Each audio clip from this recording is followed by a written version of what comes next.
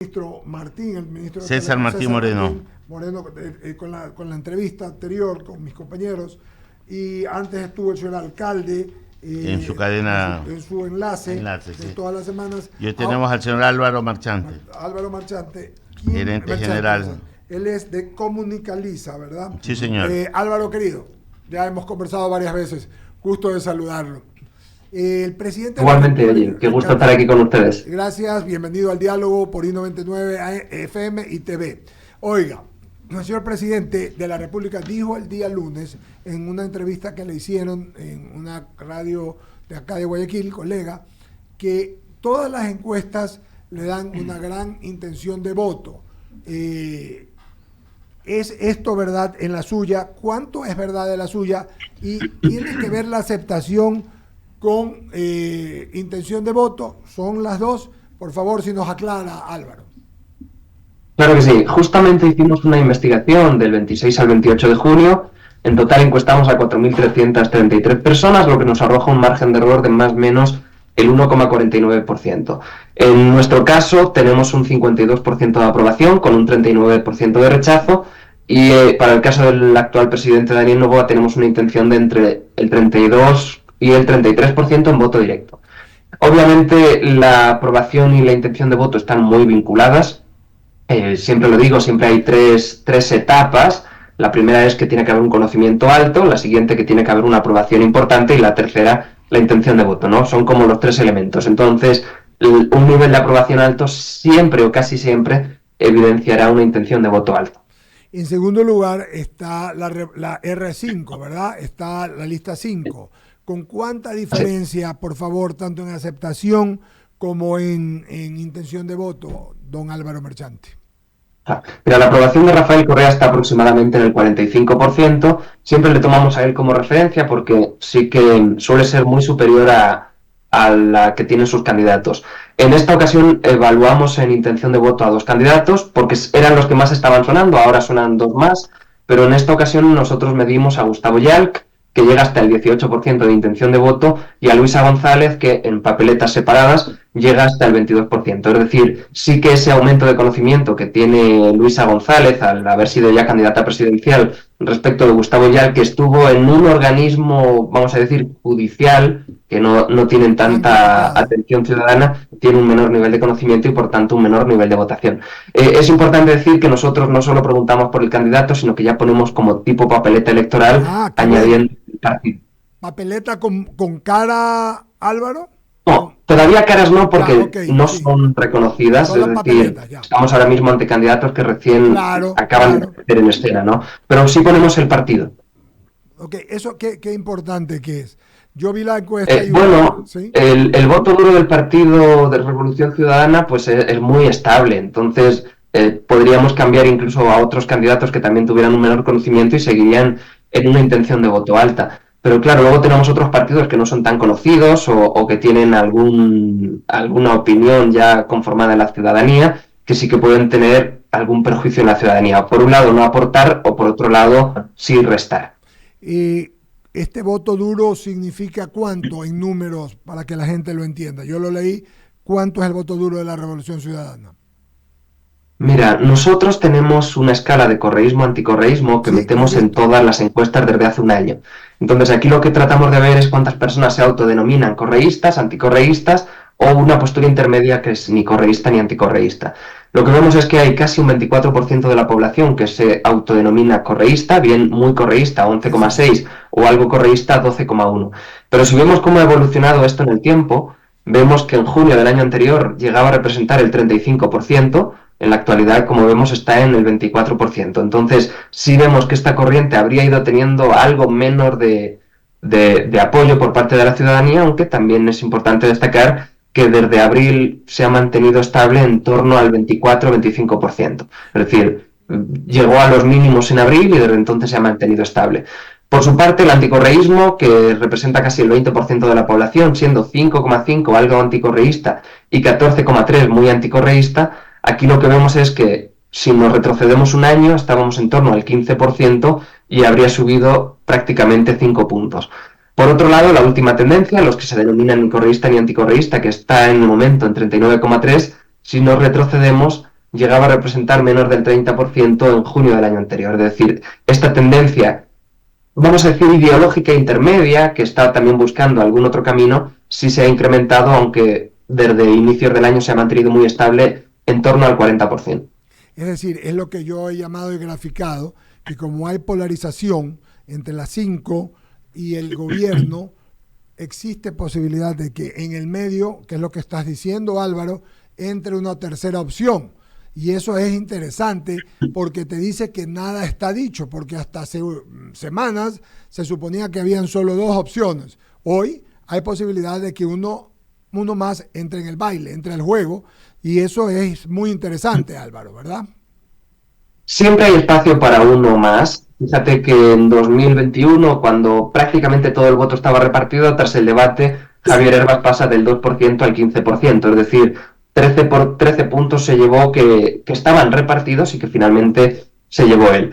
En la última campaña electoral, si nos vamos aproximadamente a julio del año anterior, nos retrocedemos un año, lo que vemos es que con casi todo el voto repartido, con un 20% de indecisión, 2 candidatos estaban peleando por el penúltimo lugar. Hablo de Daniel Noboa y de Jan Topic, que ambos estaban con el 3% y que semanas después ambos llegaron a superar el 20-25% en un momento concreto de la campaña. Luego ya finalmente los votos fueron para otro lado, pero lo que pudimos ver es que prácticamente 35 puntos que estaban decididos en otras candidaturas o en la indecisión, de golpe se lo llevaron 2 candidatos.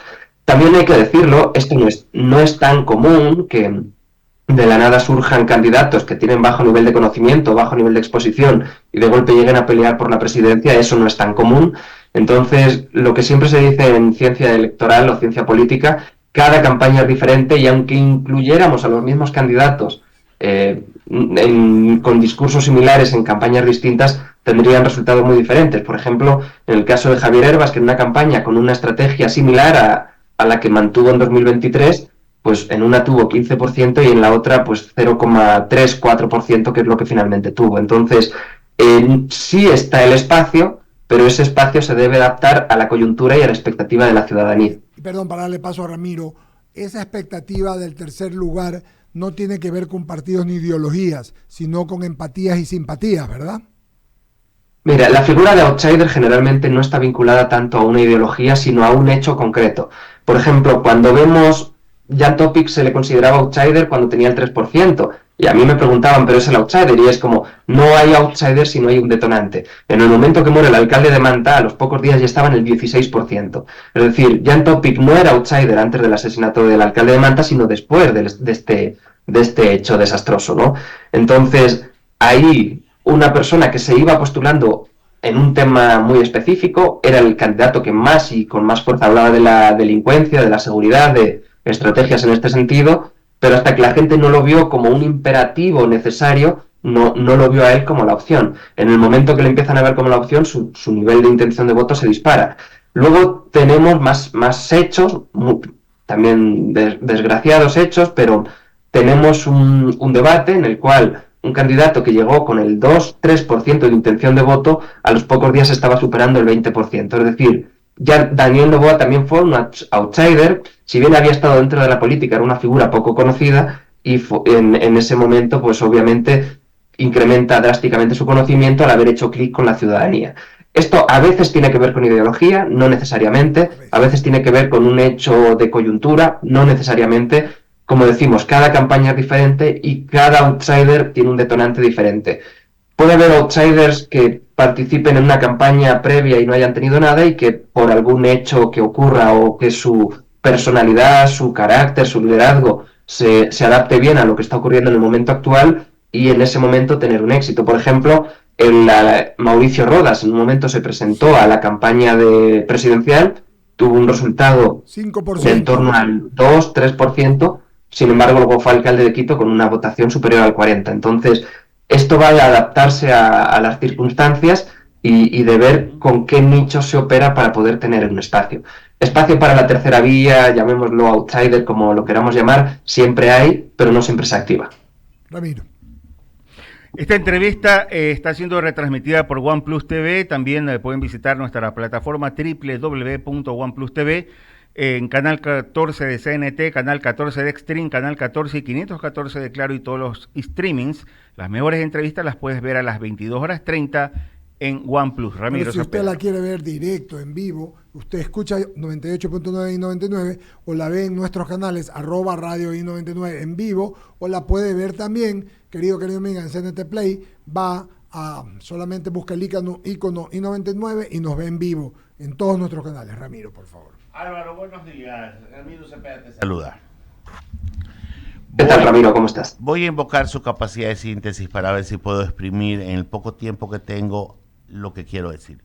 Primera cosa, ¿ve usted que el movimiento RC va descendiendo su base electoral por una razón generacional? Hace 7 años ya no está, fue el último año del presidente Correa, y esos 10 años ya no está en el imaginario de algún segmento poblacional que hoy le toca votar. Por tanto, lo que han recibido ellos como insumo no es precisamente el ejercicio del poder, sino el ejercicio de todo lo que ocurrió en ese periodo presidencial. ¿Coincide conmigo? Efectivamente, si nos vamos incluso al voto directo que teníamos, por ejemplo, en la campaña anterior, cuando recién iniciaba, Luisa González tenía por encima del 25 y hasta el 27% de voto directo. Sin embargo, ahora estamos partiendo del 22, es decir, sí ha habido un decrecimiento en este sentido por muchos motivos, como tú dices, 7 años fuera del poder, el líder máximo del partido lejos del país, entonces son muchos factores que van como distanciando del momento prime que tuvieron hace unos años. Ya, vamos a otro tema. El presidente sostiene que su aceptación es importante, pero está nadando solo prácticamente, está nadando contra un cronómetro. Ya todavía no hay candidatos visibles en que le comiencen a dar como bombo en fiesta, y lo único que hay es la crítica al ejercicio del poder, el cual para unos podrá estar bien, para otros no estará bien. Pero el momento que las papas quemen todavía no está. Por tanto, eso no es algo para jactarse ni para decir que estamos. Incluso es algo para preocuparse. Efectivamente, estamos en un momento muy lejano todavía a las elecciones, que son el año que viene, es decir, hasta dentro de 8 meses no habrá comicios. Entonces, sí, de momento es el desgaste del ejercicio del poder, luego tendrá el presidente que enfrentar una oposición mucho más activa, no sabemos todavía cuántos candidatos serán, de momento tenemos entre 12 y 13 en la papeleta, aunque ahora surgieron 2 más, que es Pedro Freile y un candidato de la Izquierda Democrática, si no me equivoco, de apellido Albuja, que tendrán también que diferenciarse del gobierno, y diferenciarse del gobierno pues obviamente implica hacer una oposición más activa, que durante el tiempo de gobierno en Ecuador, al tener un sistema presidencialista, sí que se ve como muy lejano o muy poco activo, y al final solo la Asamblea sirve como contrapoder, pero no estas figuras partidistas con caras específicas y sobre todo reconocidas de campañas anteriores. Entonces, una vez que se empiece a activar la campaña electoral, que es dentro de muy poco, cuando empiecen primarias desde agosto y septiembre, y ya con la inscripción de candidaturas, ahí empezaremos a ver candidatos que ahora son poco conocidos o incluso prácticamente nada conocidos, que empezarán a tener mayor apariciones en medios, en redes sociales, en las propias calles, y obviamente pues la gente tendrá más opciones que elegir. De momento, lo que sí se percibe es que entre 10 candidatos suman 10 puntos, por tanto es poco tiempo el que han tenido para darse a conocer y bueno. Y Álvaro, antes de darle el paso a Mauricio, si hubiera que escoger un discurso ahora para un candidato, ¿por dónde tú crees que irían los tiros?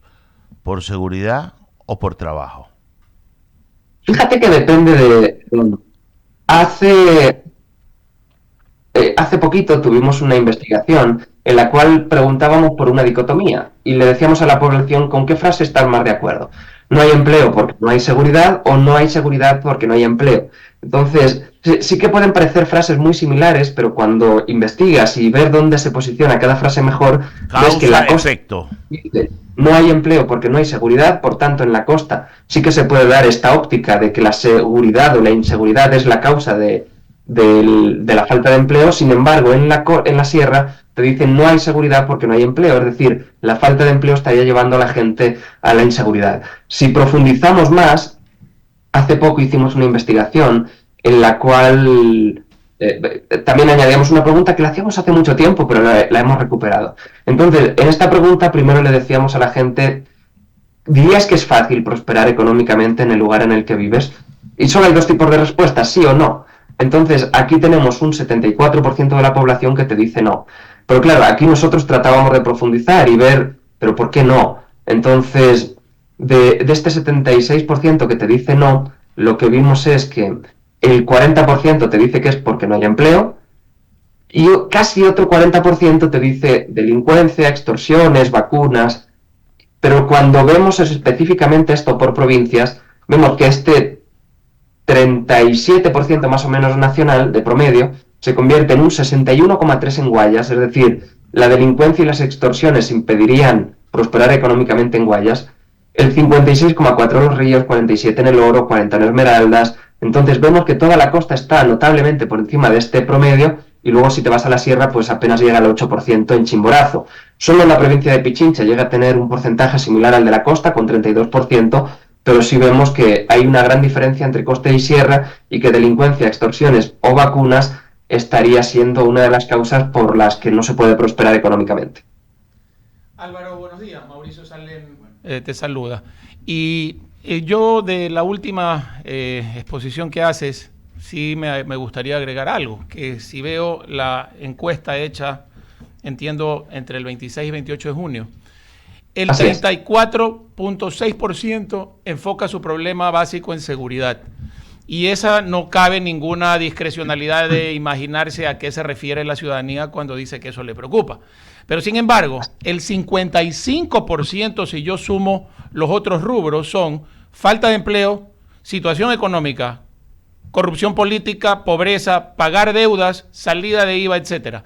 Eso implica que el 55% se está enmarcando en que realmente la preocupación es de carácter económico.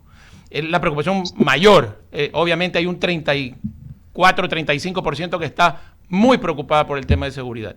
En ese aspecto claro, sí hay que enfocar esos rubros en función de una sola madre que viene a ser la situación económica. Pero estas encuestas que dice, cuya fuente es entrevistas online, para que la gente lo entienda, ¿cuál es el procedimiento para poder captar, validar esa información y que no se filtren obviamente datos de cuentas, que no entendería bien cómo es el procedimiento, y ahí quiero que nos lo expliques, para saber que no se filtra información fantasma, por decir algo, ¿no? Por supuesto, Mauricio. Nosotros venimos trabajando con esta base de datos de personas que trabajan con nosotros en el responder las encuestas desde hace 4 años y medio. Es decir, nosotros tenemos un filtro inicial que es inscribirse o suscribirse para participar en responder encuestas, porque damos incentivos. Entonces, las personas tienen que pasar por un proceso de validación inicial que luego ya se va, vamos a decir, de manera aleatoria, nosotros hacemos los envíos. Nosotros vinculamos siempre con el origen, es decir, con la base de datos que tenemos. Solo las personas que están en nuestras bases de datos pueden participar, por tanto, sí que tenemos ese control ex ante y ex post para que las respuestas sean solo de las personas que hemos definido de manera aleatoria. La clave de cualquier encuesta es la aleatoriedad. Sin aleatoriedad es muy difícil que una encuesta salga bien, entonces sí que le damos una gran relevancia a este concepto para nosotros poder tener esa certeza de que quien nos responde es realmente quien queremos dentro de ese espacio aleatorio. Gracias, Álvaro. Y una última de mi parte. Dentro de ese estudio último que se hizo, se ve claramente de que hay una diferencia que sí me gustaría más o menos entender por qué se da. Cuando se le pregunta a la población que de manera general cómo valora la situación del país, un 45% dice que de manera negativa. O sea, percibe lo que venimos oyendo hace muchos años, ¿no? Percibimos que la situación en general es mala. Sin embargo, cuando le pregunta ¿y la situación de tu familia?, la respuesta varía y cambia y se vuelve positiva más bien. ¿A qué se debe esta diferenciación entre uno y otro? Estas dos preguntas las llevamos también haciendo bastante tiempo e incluso ver cómo evolucionan es importante. Pero efectivamente, la situación positiva de cómo ven el país entre muy buena y buena es de cerca del 28%, sin embargo, en la situación de las familias es del 52,2% positivo. Vamos a decir, es fácil o relativamente fácil saber si la situación de la familia es buena o mala. Vamos a decir, cualquiera sabe si está bien o mal, dentro de que cada criterio de bien o mal puede ser distinto para cada uno. Sin embargo, saber si el país está bien o mal implica un ejercicio de seguimiento noticioso, redes, o de informarse de alguna manera. ¿Qué ocurre? Que no todas las personas tienen una capacidad de informarse tan completa como, por ejemplo, ustedes que estáis en el mundo de los medios. Entonces las personas, vamos a decir, tienen que responder esta pregunta con un mínimo de información. Un mínimo de información que generalmente puede estar sesgado por la facilidad de que lo negativo tenga más impacto que lo positivo. Vamos a decir, que un bus ha tenido un accidente es más noticia que el bus ha llegado correctamente a su lugar de destino, ¿me entiendes?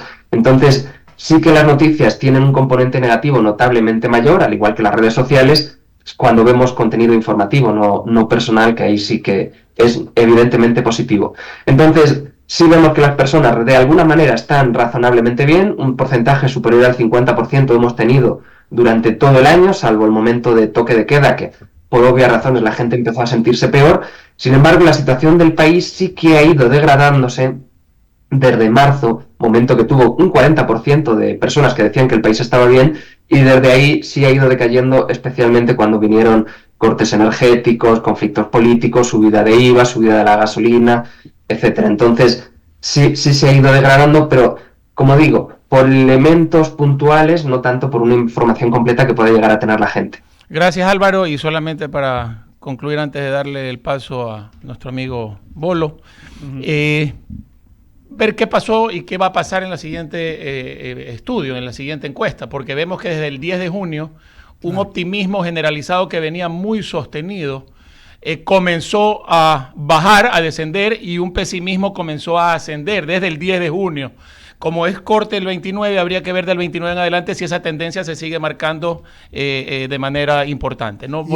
Y eso es súper importante porque estamos hablando de gustos y percepciones, es decir, es de cada individuo, claro, cómo percibe la situación. O sea que es interesante, más allá de ver quién va primero, cómo te sientes, porque eso, Álvaro, Mauricio Ramiro, Bolito Jaime, que ya está con nosotros, es lo que te indica que hay gente que ya ha perdido toda la esperanza y vende todo, se va de migrante o cualquier otra cosa, ¿no? Patea el tablero. Patea el tablero. Ya, perdónanos un ratito y antes quería, por favor, Bolo, decir algo. Sí, rápidamente.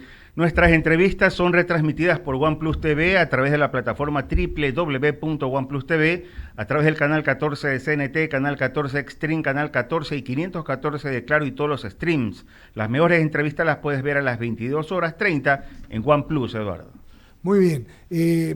Tenemos a Jaime Velázquez. No sé si tengas una pregunta más, Jaime. Buenos días, ¿cómo estás? Qué bueno que ya te hayas incorporado.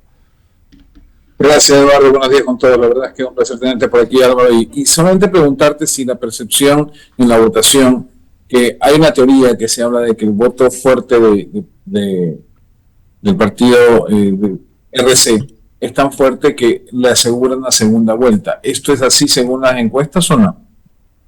Bueno, a día de hoy, vamos a decir, si convirtiéramos en voto válido, podríamos debatir si hay o no segunda vuelta. Creo que el escenario más probable es que llegue a verla, y si nadie supera la votación del correísmo, que podría estar de momento en voto directo en torno al 22%, que es lo que tendría Luisa González, podríamos hablar de que sí pasarían una segunda vuelta. Hay que ver si, a medida que aumenta la campaña, alguno de los 10, 12 precandidatos que estarían también tratando de competir por ese segundo puesto, incluso por el primero, nunca se sabe, logran hacerse con el encanto de la ciudadanía o no.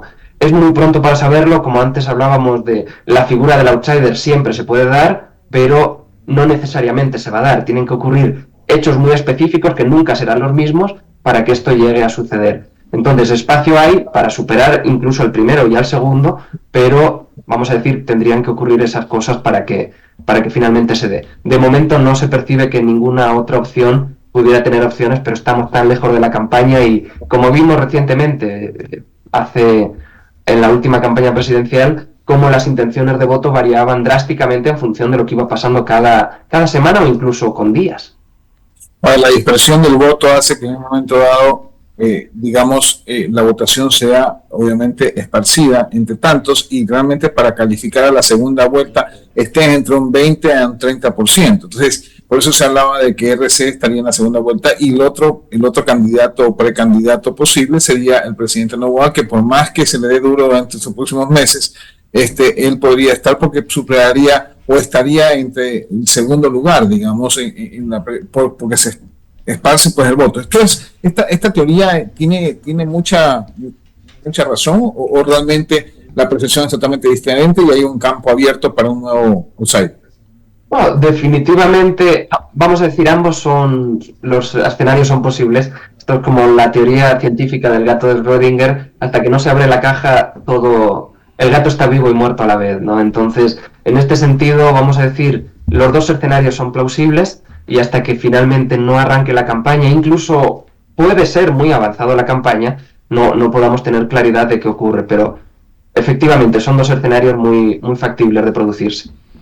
Gracias, Ángel Álvaro. Le doy paso a Enrique San Martín, que tiene las preguntas para ti. Adelante, Enrique. Sí, oye, solamente antes de ir a las menciones y al corte, Mauricio, Ramiro, Jaime y Bol. Agradecerles, pero a ver si hacemos no te vayas todavía, por favor, querido amigo, solamente conversando. Entonces, tenemos en primer lugar un presidente con el 33% de aceptación, ¿verdad? Esto es real. De intención de voto, la aprobación está en 52. De intención de voto. Y 53 de aceptación, ¿verdad? 52. Tenemos una revolución ciudadana con dos candidatos medidos. El uno es varón y la otra es mujer. Él anda por el 17, dijiste, perdón. Casi 18. Ya, casi 18. Y ella por el 21. 22, Luisa González. ¿Ok?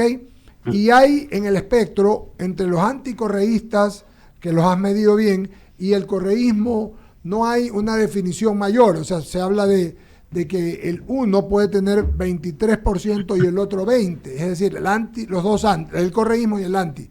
Es decir, lo que tú hablas es que hay un espacio en el medio de 39% de ciudadanos que es ni lo uno ni lo otro. Y eso es lo que se va a definir. Yo creo que eso, Mauricio Ramiro, es lo que vale la pena. Y una puntualización más, Álvaro, que con el respeto de la empresa que tú que es diriges, una empresa seria, claro. Que es una empresa muy seria.